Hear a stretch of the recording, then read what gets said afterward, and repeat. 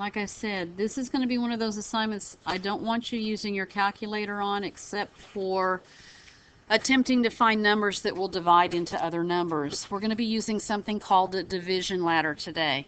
Have any of you ever used a division ladder? You have. Yay. What did you think of it?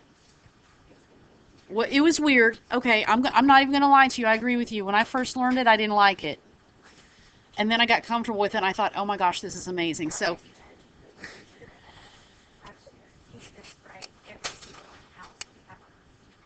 oh wow. Okay. Yes, sir. Um, probably won't happen, but like, if we need help, like if we use a calculator, is that a zero? No. Yeah. Zero? Yeah. Yeah. No. You're going to have to show your work. Okay? Show your work on this lesson. And it's not going to be one of those things where I know there will be some numbers you obviously know right off the bat. I get that. But there are going to be lots of answers that will not make sense. And if you suddenly show up with an answer that says 2 square roots of 5, I'm like, yeah, they used a calculator if you don't show some work on that. Okay?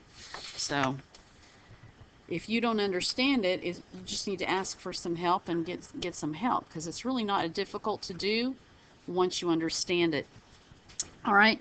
A radical expression is a number or variables, okay, that you have a square root symbol. The stuff that's under the square root symbol is called the radicand. And to simplify, you remove any perfect square factors from under the radicand, and then you're finished with your problem, essentially. So, for example, the square root of 64. Most of you know that 8 times 8 is 64. So you could say, okay, the square root of 64 is 8. Boom. I would expect no work to be shown on that. I would hope that you would know that naturally. But if I say the square root of 50, and then boom, you suddenly show up with 5 square roots of 2, I know you did not have a clue, and I need to see some work. Okay? Now I'm going to show you how I would do the square root of 50. It can be written and there's several ways to show work. Okay? It just depends on what the number is and how confident you are with your multiplication skills. If I said I have the square root of 50, okay, you could rewrite that as the square root of 10 times 5, or you could rewrite that as the square root of 25 times 2. So far you're okay with this? All I did was go, okay, 10 times 5 makes a 50, or 25 times 2 makes a 50. I just thought of a couple of ways I could make the number 50. From here, you need to break it down further. This is the better of the two choices, okay? But this one works. And this one is actually how I would use the division ladder on, and I'm going to show you that in just a minute. How could I rewrite a 10? 5 times 2, okay? So I could have a 2 times a 5 would equal a 10, and then times a 5 would still be underneath the square root symbol, correct?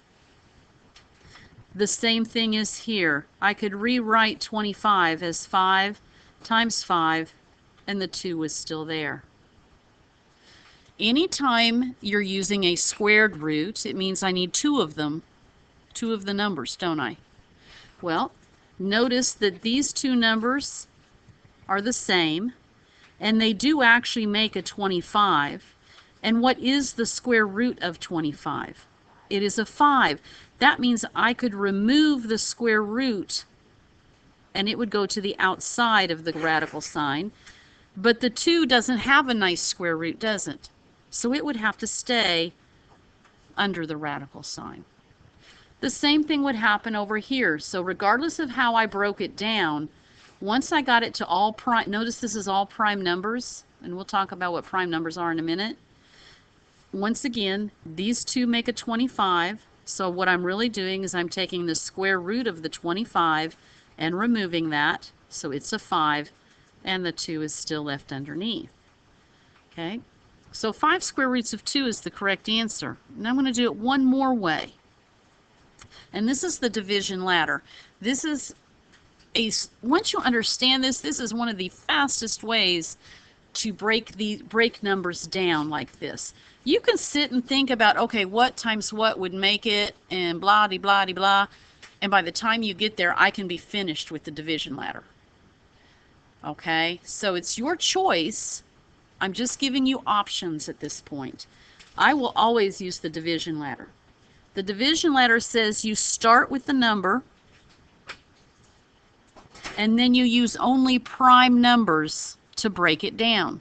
Well, prime numbers are 1, 2, 3, 5, 7, 11, and there's a few more, but mostly these are the ones that you need, and we will never use the number 1.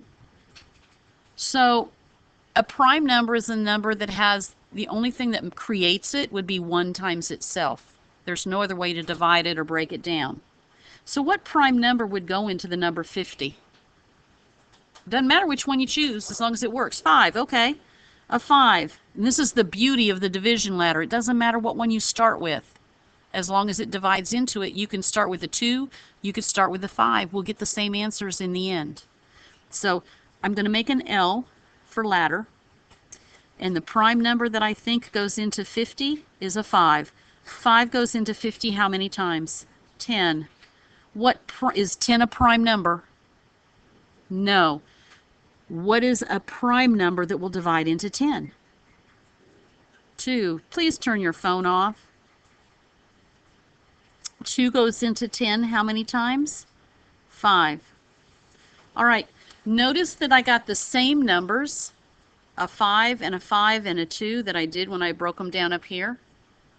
Now here's where the story comes in that I like to tell you, because if you do the division ladder, it's really easy. I want you to think of the square root symbol kind of as a jail. And if you've watched any old movies, especially the cowboy movies, like the old ones, the really cheesy ones, when someone would be in jail, they would plan with a partner to escape, right? I call those partners in crime. So if you're in jail and you have partners in crime, if you can find a partner, you get to escape. So this is the number that was in jail. I've broken it down to see who these individuals are. Okay, these are all of my criminals. I have a 5 and a 5. Would they be partners in crime? Yes, they would, because they match perfectly. Okay, so partners in crime are going to escape. So the 5 comes out, the 5 comes out, the 2 5s are pairing up. Ooh, but there's a lot of money involved. What happens when partners in crime escape and there's money involved? As soon as they get out, what happens to one of them? They die, right? Because they turn on each other because they all are greedy, like all those movies you watch. So, boom, you got killed. So really, how many 5s escaped? Only 1. The 2 is still left in the jail. Did he have anybody to partner in crime with? No, so he stays there. There's your answer. Same answer as all of the others. It just gives you a different way to look at it. Yes, ma'am.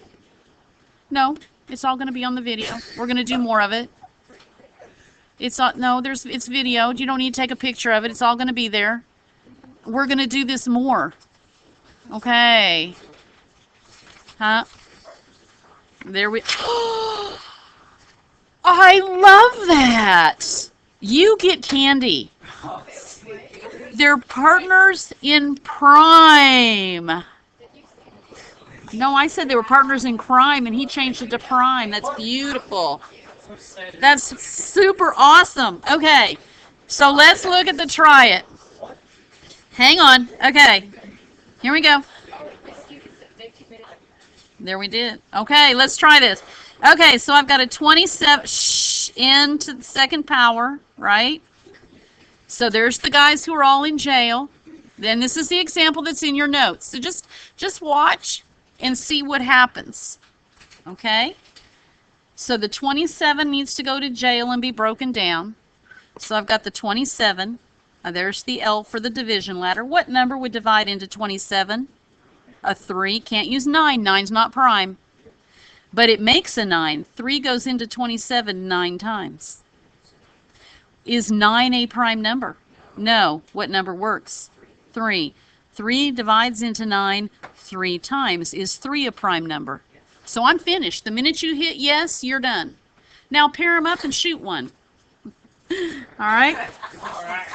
No, you can't shoot 2. No, they're pairing up. These 2 are going to try to escape, but they're going to double cross each other, and one of them is not going to make it. So one escapes out in front. One is still left under the house, up in the jail, right? So he stays there. What about the variables, though? I have 2 of them, right? N squared means I have 2 of them. So they're going to pair up and escape, and one's not going to make it. And we're done with our problem. That's your answer. You get it? Okay, well, we're going to do more, okay? All right. Shh. Let's try the triads. Keeping that in mind, whichever way you want. If you'd rather write 8 and break it down into 2 times a 4 and then break the 2 down, I don't care. Just write something down so that you have something to look at later. I'm going to use the division letter on all of my problems.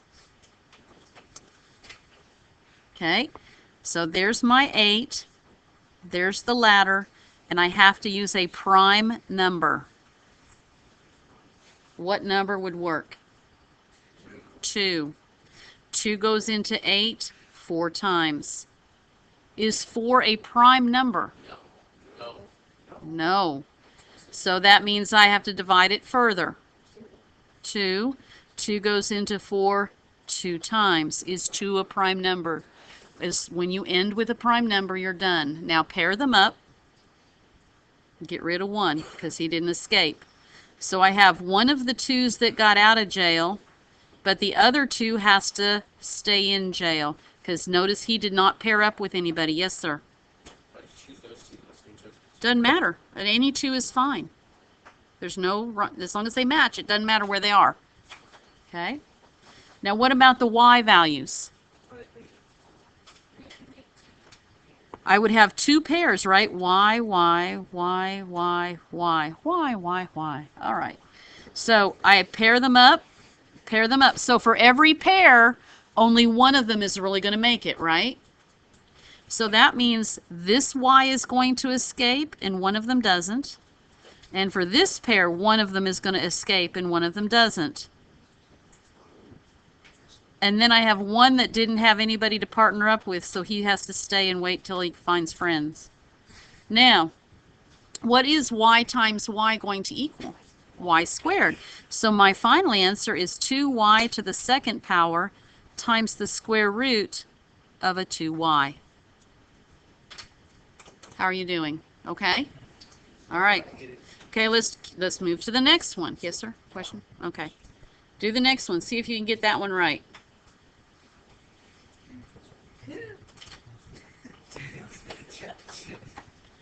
Some of you are having too much fun with all this violence.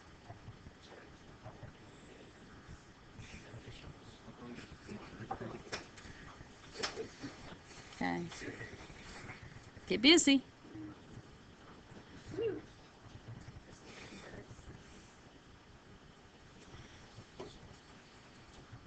They needed mentors, all these people, to help them stay on the right path. Okay.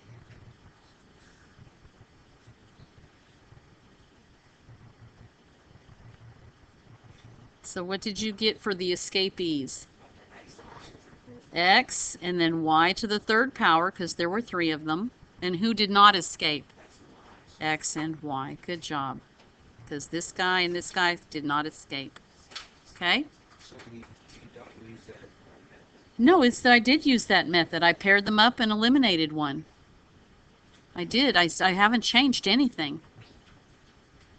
I had 3 of them. No, because he didn't have a partner in crime to pair up with. There were 7 total. 2 paired up, got rid of 1, so there's 1 that gets out. 2 paired up, got rid of 1. There's a second one that gets up. 2 paired up, got rid of 1. There's a third one that gets out. This guy didn't pair up with anybody, so he has to stay. Because you're taking the square roots of them, so you have to pair them up to get them to escape. So if this had been like something to a cubed root, you won't have that. But suppose this was a cubed root. How many of them would you have to put together before they could escape? 3 of them. So this works with any root value. Okay? So how about the number 98? Let's take it to jail and break it down into prime numbers only. What's a good prime number to start with? A 2, yeah. 2 goes into 9 4 times with a remainder of 1. 2 goes into 18 9 times. How about 49? Is it a prime number? Nope. What prime number goes into 49? 7. 7 goes into 49 7 times. Is 7 a prime number? That means I'm done. So pair them up, get rid of 1. So that means 1 escapes. And the 2, he didn't find anybody to escape with, so he's stuck. And then what about this negative? It's like saying it's a -1, so -1 times the 7 would make it a -7, and you're finished with your problem. Yeah. Are you doing okay on this part? Yes.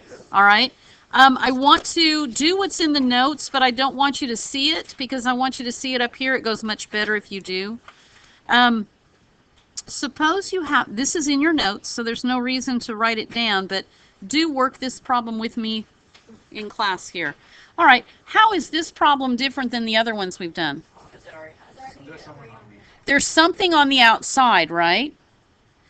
That's the getaway car, waiting for the escapees to jump in and drive away. Okay? Students forget about this number that's out in front often. So when you're doing your math, if there are already numbers on the outside, if there are or variables on the outside of the radical sign, please make sure you include them in your final answer because oftentimes they get overlooked.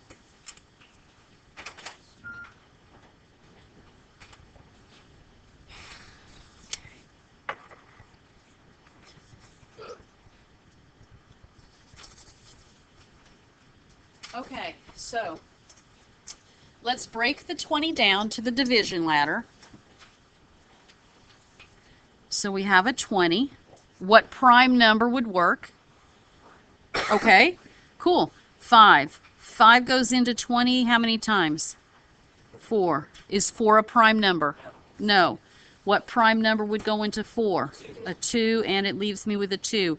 Are we finished breaking the 20 apart? Done. Pair them up.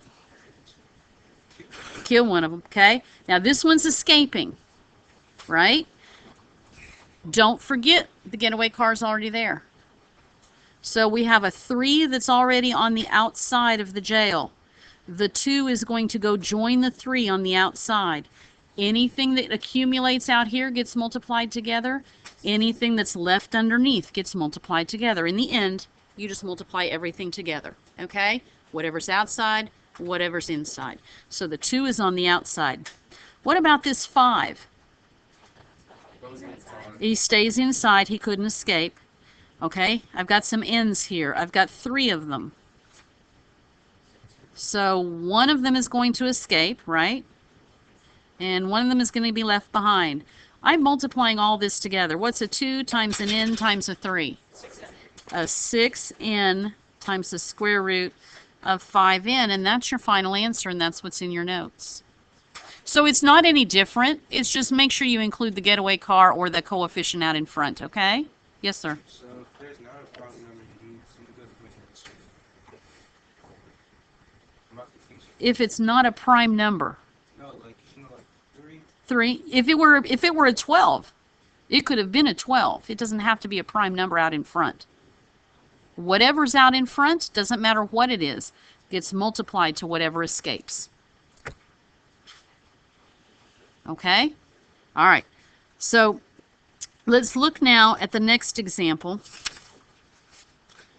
And this is where you're going to have 4 times the square root of 10 times 3 times the square root of 6. All right? Treat them like normal variables. Aren't we able, if this had been like an x and a y, isn't 4x times 3y something you could have done? 4x times 3y would have been 12xy. Normal number times normal number, square root times square root. So what is 4 times 3? 12. What is the square root of 10 times the square root of 6? The square root of 60. Does it seem to you like 60 is a little bit big? It probably can go to jail. So let's break it down and simplify it. Okay, there it is. There's the division ladder. What number do you want to use? A 3? Okay. 3 goes into 60 how many times? 20. Okay. Is 20 a prime number? No. Do it again. 5. Okay. Goes in 4 times. Is 4 a prime number? Nope. 2 and 2. Am I down to nothing but primes now? All right. So here's the getaway car. The 12 is out in front. There's the jail. Don't know who's going to wind up where. Pair them up. Definitely a 2 escapes. So there's the 2 that escaped. What about the 3 and the 5? They did not escape, did they? So they're still underneath, and everything outside gets multiplied together. Everything under the radical gets multiplied together. So your final answer is going to be a 24 times the square root of 15. Is that pretty okay? Everything that comes to the outside multiply, everything underneath. See if you can do the try it that's on your notes right there.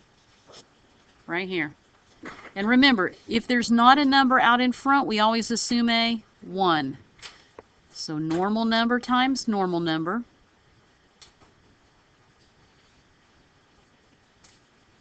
And then square root stuff times square root stuff.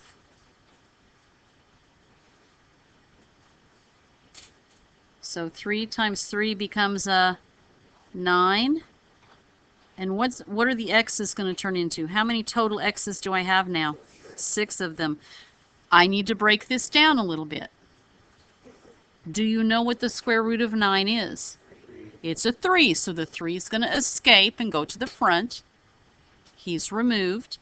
So the square root of 9, that's a 3. So I have a 3 in the front from the getaway car. Then I have a 3 from the 9. How about the x's? 1, 2, 3, 4, 5, 6. There's a pair gets out. There's a pair that gets out. There's a pair.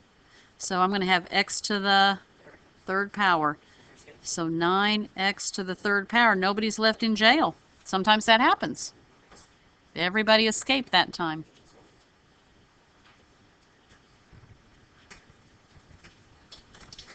Doing okay? Yes, sir.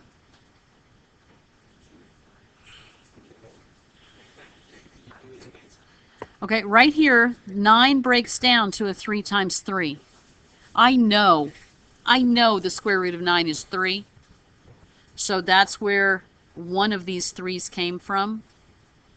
1 was already on the outside. The square root of 9 came to the outside as well. That's where they came from. Okay? And then 3 times 3 created a 9. All right. The last thing we have to deal with is when we have a denominator that's a square root. They are never allowed. If it's a multiple choice test, don't you ever pick the answer that has a square root still in the denominator. It's wrong. Absolutely wrong. Okay? You may never have a final answer with a radical in the bottom. Never. Of your fraction. We have to learn to get rid of that. And the way you get rid of it is by finding something that you can multiply by that will make it go away. That's called rationalizing the denominator, turning it into a rational real number. So right here, please notice what they did first. Kind of ignore the rest of this. It's overwhelming if you don't. Okay? Notice that first off, we have the square root symbol that goes all the way to the bottom and all the way to the top. I have an entire fraction under that square root symbol, don't I? Simplify that fraction so that your numbers are smaller right away if necessary. It'll make it much easier to do. Notice they divided 35 by 5, and they divided 15 by 5. So they divided the fraction part both by 5. That's how they got the 7 and the 3. Does that make sense to you? All right.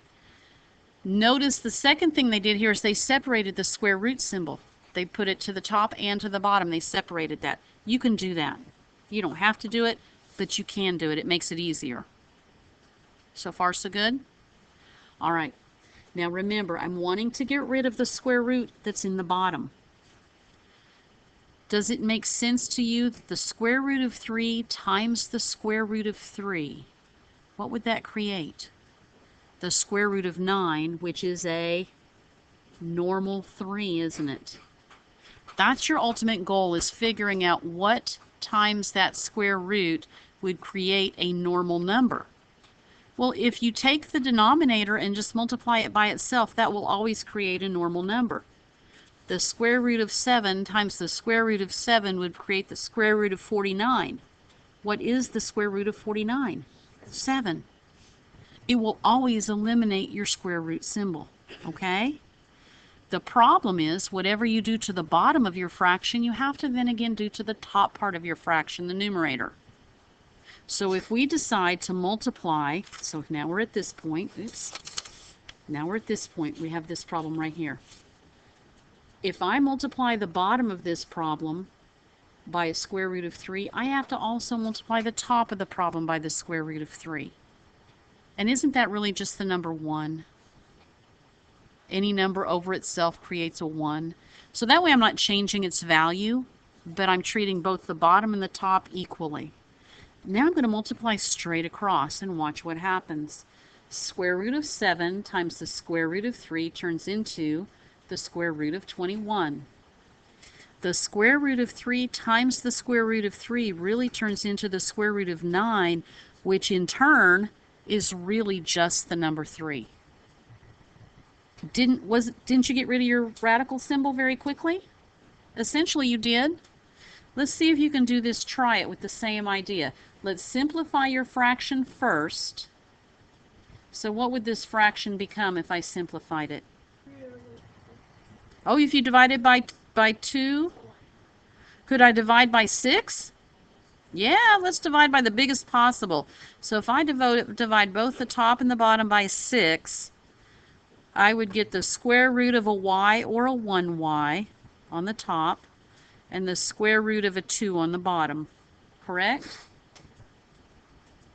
So now what will I multiply this entire problem by? The square root of 2 over the square root of 2. And multiplying straight across, the square root of y times the square root of 2 becomes the square root of 2 times y, right? You're just multiplying everything together.